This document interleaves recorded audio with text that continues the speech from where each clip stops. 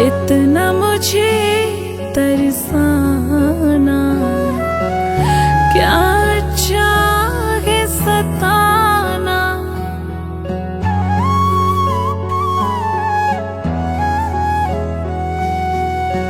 सपनों में आना जाना क्यों करते हो रोजाना।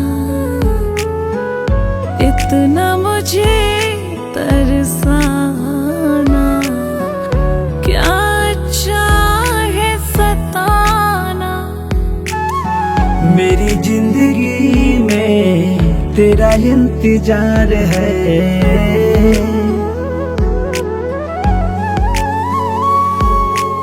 हमको तुमसे प्यार है, हमको तुमसे प्यार है।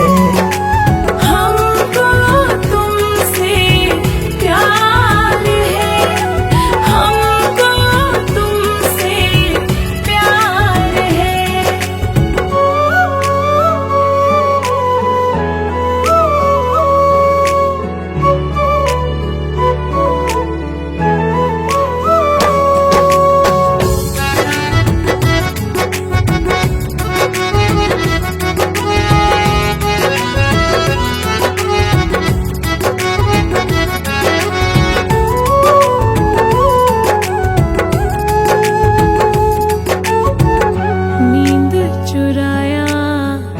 जब मुस्कुराया बादल बन के मुझ पे है छाया।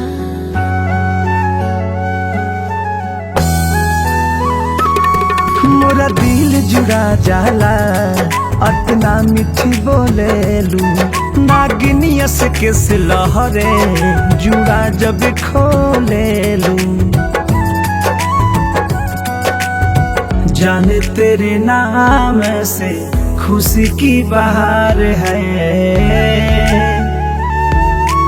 हमको तुमसे प्यार है, हमको तुमसे प्यार है। हमको तुमसे प्यार है, हमको तुमसे प्यार है।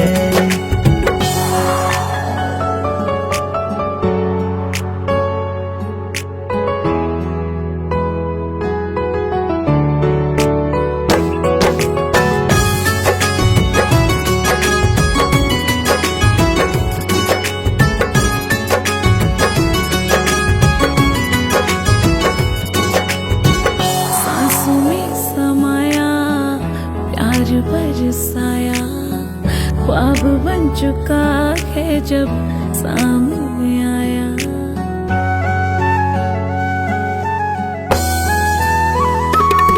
बिन देखले तोहरा के हम जी ना पाए भी हो। पर मोध से दूर हो खबू जानू मर जाए भी हो। छोटन मनीष का तू जिनकी आधार है।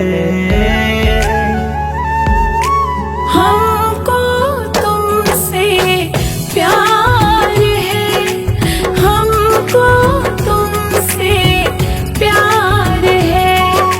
हमको तुमसे प्यार है, हमको तुमसे प्यार